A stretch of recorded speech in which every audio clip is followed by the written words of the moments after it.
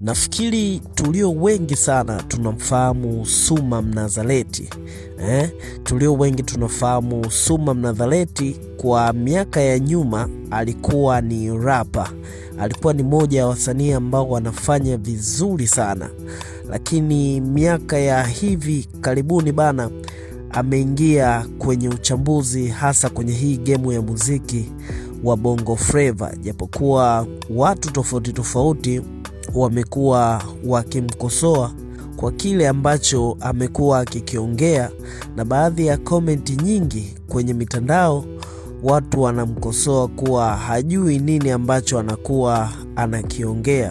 So mengi ambayo amekuwa akiyaongea Suma Mnazaleti kwenye mitandao ya kijamii ni ya kuhusu Alikiba na Diamond Platnumz. Kama unavyojua hawa wasanii wawili bana wana timu, kuna Team Kiba, Team Diamond Platnumz. Sasa kwenye kuchambua hoja za Diamond Platnumz na hoja ya Alikiba, baadhi ya mashabiki tofauti tofauti wamekuwa wakimpiga sana vita huyu Suma Mnazaleti. So naweza nikakwambia kwa sasa katika uchambuzi wa Alikiba na Diamond Platnumz, Suma Mnazaleti amejikita sana kwenye nafasi ya Diamond Platnumz, yani kwa asilimia kubwa naweza nikakwambia anamsupport sana Diamond Platnumz.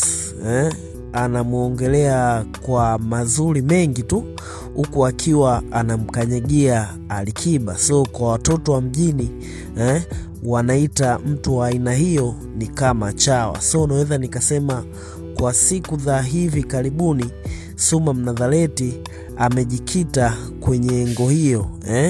Watu tofauti tofauti pia kwenye upande wa komenti wamekuwa wakimkosoa, wakidai kuwa muziki wa hip hop umemshinda, sasa anachamba umbea. Wengine wakimwambia kuwa njaa imekuwa inamsumbua, vitu kama hivi hapo. Sasa siku ya leo bana, Suma Mnazaleti, kuna moja ya short videos ambayo imeweza kusambaa sana kwenye mitandao ya kijamii.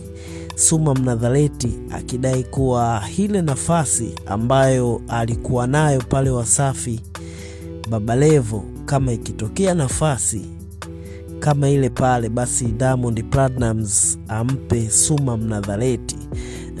Tunafahamu kwa sasa hivi Baba Levo issue za kuwa pale Wasafi, zile issue hazipo tena kutokana na majukumu ambayo amepewa, kama tulivyo wengi ambao tunafahamu kuwa kwa sasa hivi Baba Levo ni mbunge wa kule Kigoma. Kwa sasa Suma Mnazaleti katika uchambuzi wake na engo nzima aliyokuwa amejikita kwa Diamond Platnumz, naweza nikasema ni kama hivyo, anatamani ile nafasi aliyokuwa nayo Baba Levo pale Wasafi apatiwe yeye. So hii ni moja ya videos ambayo imetembea sana kwenye mitandao ya kijamii. So naweza nikasema Suma Mnazaleti anatamani kuwa kwenye ile nafasi ambayo alikuwa nayo Baba Levo. Chawa ndivyo anavyoita watu wa mjini. Kwa hiyo Suma Mnazaleti kwa sasa hivi naweza nikasema amekubali kuwa chawa wa Diamond Platnumz, na hii ndio video au ndo moja ya mahojiano ambayo alikuwa akiyafanya na baadhi ya waandishi wa habari, akizungumzia kiu yake kubwa ya kutaka kuwa kwenye nafasi aliyokuwa Baba Levo, yani awe chini ya Diamond Platnumz. Hebu sikiliza hii videos ambayo Suma Mnazaleti alikuwa ameongea haya, kisha utashusha komenti.